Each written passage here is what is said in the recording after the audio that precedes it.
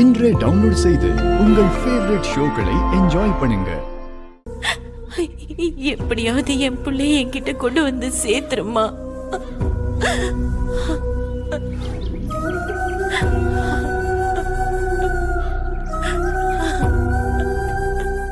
அத்தை, மீனாட்சி,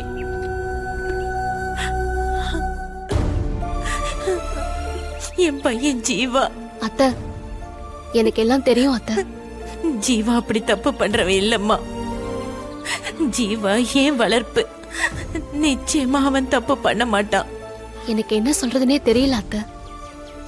இப்படி ஒரு விஷயம் நடக்கும்னு நான் எதிர்பார்க்கவே இல்ல.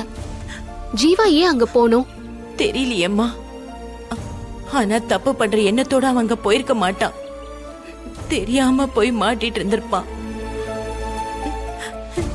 ஜீவா பொறுப்பில்லாம இருக்கிறவன் தான்.